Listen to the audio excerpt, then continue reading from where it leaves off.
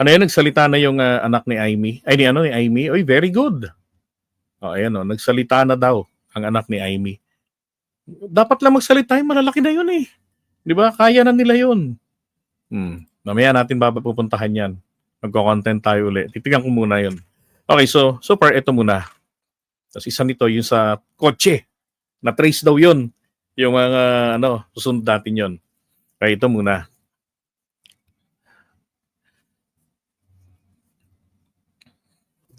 Good morning po sa inyong lahat mga kapatid. Pag-usapan natin ito.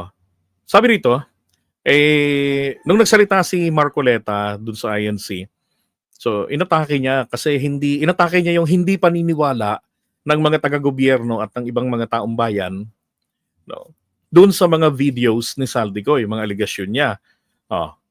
Kasi 'di ba si Saldico, hinahamon niya si Boying Rimulya na imbestigahan si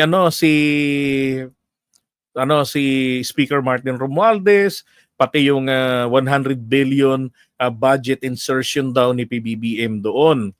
Unang-una, yung insertion ba ipinagbabawal ng batas? Sige nga ho.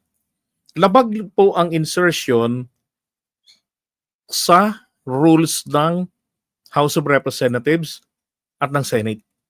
Na kapag nakapasa na ang isang panukalang batas sa second reading, hindi na pwedeng baguhin.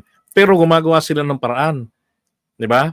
Meron silang small committee at doon ipinapasok ng mga tiwaling kongresista yung kanilang illegal budget insertion. Ngayon, eto ngayon. Ang sinasabi nila, yung 100 billion daw, inutos daw ni PBBM. Bakit pa iuutos na? Pakatanga naman kapag inutos pa. Hihintayin pa rin ang BICAM. Yung NEP na nga lang eh. Doon lang sa NEP, kayang-kaya nang ilagay ng Pangulo yun. 'Di ba? Sila yung nagpe-prepare ng budget for 6 months. Kaya niyang sabihan ng DPWH na, Bunuan, Manny, magpasok kayo ng 100 billion. Di wala pang hinala. 'Di ba? Mga engots talaga tong mga to eh. Okay. Ngayon, si Marcoleta, nagsalita dyan sa rally nila. Okay, ano ngayon? Ano sabi? Ewan. Ano sabi nila? AI yan. Ano? Sige, hindi na AI yun. Na-stress na Saldico kaya umimpis. Okay? Umimpis. Sasagkain na naman nila yung transparency. Palalabuin na naman nila. Para sa ganun, yung accountability ay hindi natin may pipilit. AI ba yun? Di ipilit nyo. Wala nang problema dun eh. Hinto na kayo dahil sinabihan namin kayo ng AI yun? Yung AI walang anino eh. Nakikita ko yung anino ng saldi ko. May anino kasi ganito yung kuha doon pag ganito. Kaya may anino rito banda. Ngayong kahapon, dahil nakita nila yung paglalahad, yung video recording ni Saldico na sinasabi nilang AI. Paano magiging AI? Ito'y unang lumabas sa official page ni Saldico mismo. Alam niyo, totoo po yun Sabihin ko na sa inyong diretsuhan. Kahit na ito pong video ay AI. Okay, halimbawa si Saldico nagpalit na ng anyo. Diba? Nagpa-retoke kasi gusto niya talagang magtago. Nagpalit ng identity niya, nagpakayod na ng daliri, ng fingerprints para wala ng ebidensya, hindi siya matitrace. Diba? Ngayon, kung yung AI na ginamit niya ay hindi naman niya itinatanggi, nakalagay pa sa kanyang page, that remains valid. Okay? Kasi ang AI ay hindi magsasalita ng kahit ano kung walang information na ifinid. Hindi ito magkakaboses ng katono ng boses mo kung hindi ka nagbigay ng sample ng boses mo. Okay? So, ganun yun. Kaya kahit na AI ang nakalagay doon sa kanyang granting na AI yon, as long as hindi niya dinidina yon at siya pa ang nag-post, valid yon, pwede siyang makasuhan doon kung mali-mali yung kanyang mga sinasabi. Okay? Oh, laking problema nito ni Marcoleta sa AI.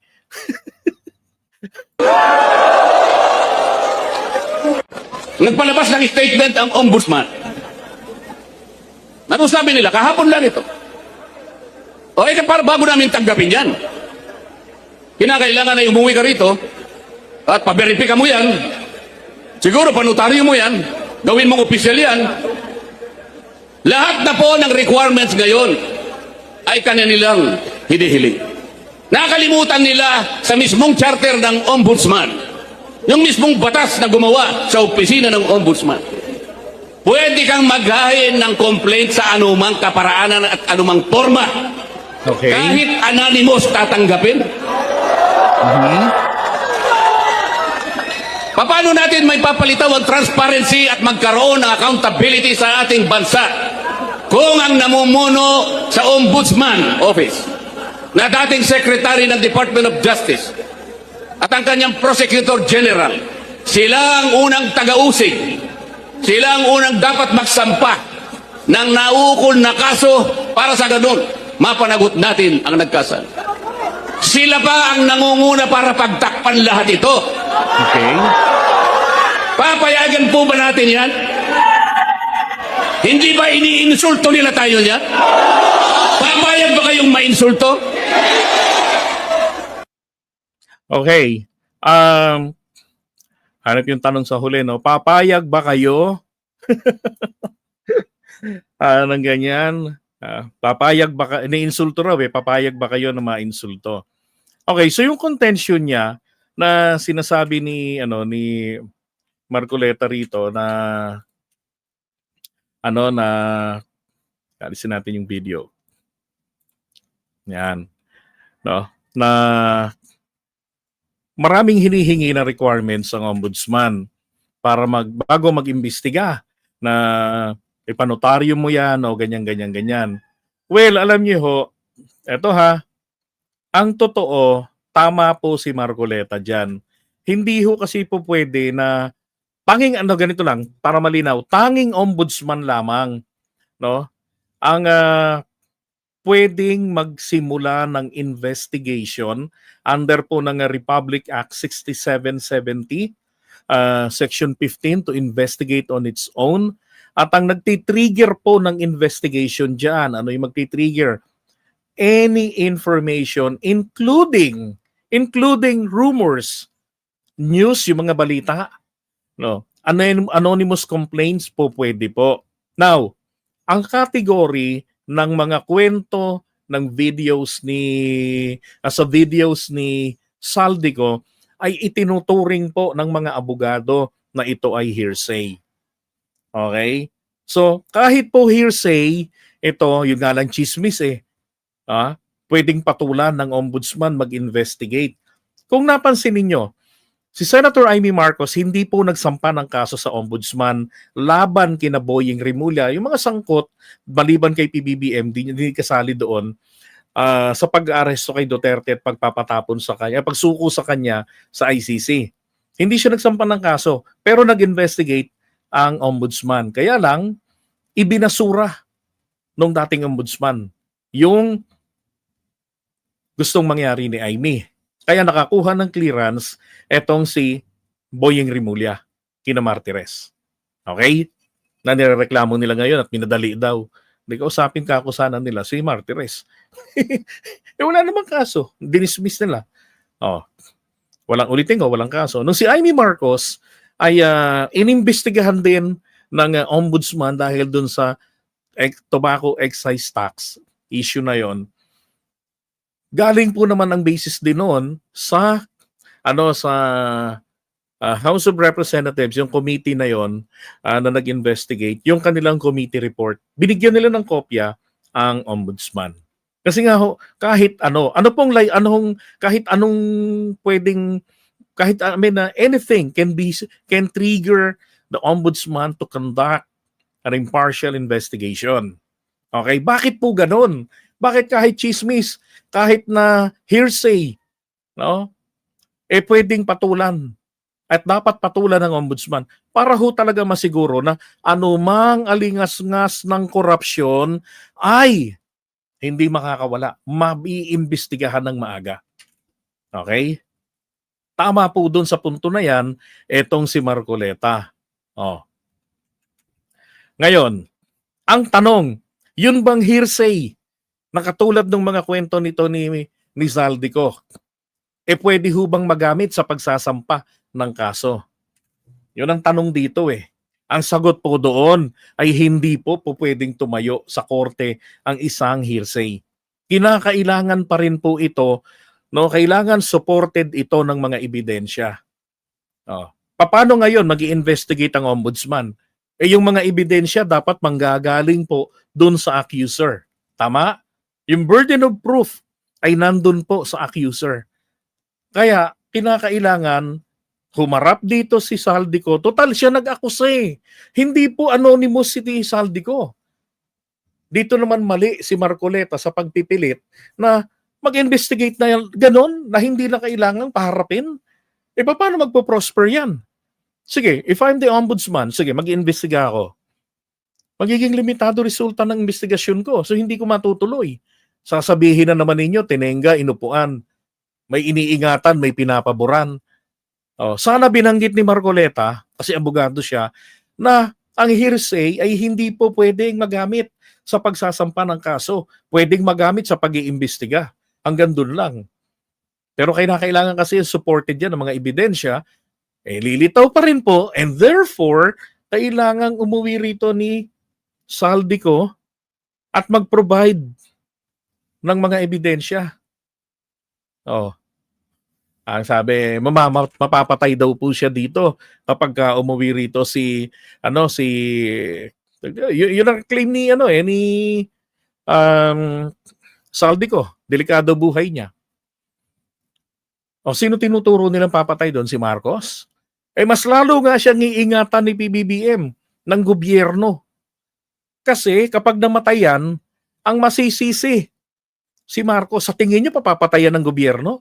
Sila yung masisisi rito. Maski pati ko, magagalit ako talaga. Kapag ka napatunayan, gobyerno nagpapatay dyan. Diba? Ililitaw talaga. Totoo pala yung bintang niya. Kaya lalo pang po protektahan yan ni PBBM para ma-scrutiny talaga siya sa korte. Ay, mali po ba ako? Paano ako na mali? Well, I suggest, if you're guys referring to the Republic Act 6760, yung batas na bumuo ng ombudsman, basahin niyo po. Okay? Kung ano, no? Or pwede nyo na itanong yan, i-research niyo kay Google sa ating best friend. What triggers the ombudsman to investigate? Can the ombudsman investigate based on hearsay, rumors, news, or anonymous? Yun po, i-Google niyo po yun. Sasagutin kayo niyan, check ako. Sasagutin kayo niyan ng yes. Okay? Kasi sabi nga po ron sa section 15, the ombudsman shall have the power to investigate on its own or upon complaint by any person, any act or omission of any public officer when such act appears to be illegal. Appears to be illegal. Ibig sabihin parang mali tayo na. Palagay ko mali yun. Yun yung alingas-ngas pa lamang ng korupsyon. Kailangan po si Ombudsman alerto, kumilos na kaagad. Okay, kahit na sabihin natin na yan ay whistleblower information, na even if it's not it's not verified yet initially, kailangan. O kaya naman yung mga reports ng government agencies like yung COA reports. Pwede na yon. NBI reports, internal audits, field investigation units, pwede yun. Diba? Pwede, kaya nga meron silang yung motu proprio. Ang ibig sabihin po ng motu proprio ay proactive sa English, proactive. Yan. Kusang palo, hindi kailangang mag-asal. Ang ombudsman hindi po dapat mag-asal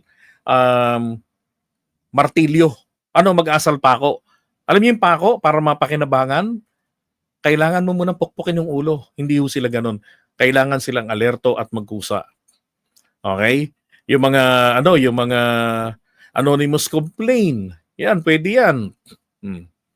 Kaya lang, kailangan dyan, yung mga information dyan, yung mga detalye, pwedeng ma-verify, pwedeng ma-check. Di ba? Hindi po pwedeng, sige, anonymous complaint. Okay, anong gagawin namin dito? Ano yung information? Di ba? Provide information to guide the ombudsman. Yung mga media reports, yan, yung binanggit ko nga kanina, kabilang yan. Lalo na, yung sworn statement, no? Yung may complaint affidavit, yung normal ako reklamo talaga. Kahit kahit sinong tao panggalingan yan, taxpayer o hindi. No. Mga NGOs, media po pwede hong magsampa ng kaso under po ng RA 6770 na provided ang ating Constitution under Article 11 ng 1987 Constitution. Yung provision diyan para sa sa Office of the Ombudsman. Okay? So, yun po yun. So, sa puntong ito, tama dyan si Marcoleta. Kinakailangan ni Remulla na mag-investigate. Pero kinakailangan din ni Saldico umuwi para patunayan yung kanyang mga aligasyon. Kailangan niya mag-provide ng detalye. Okay?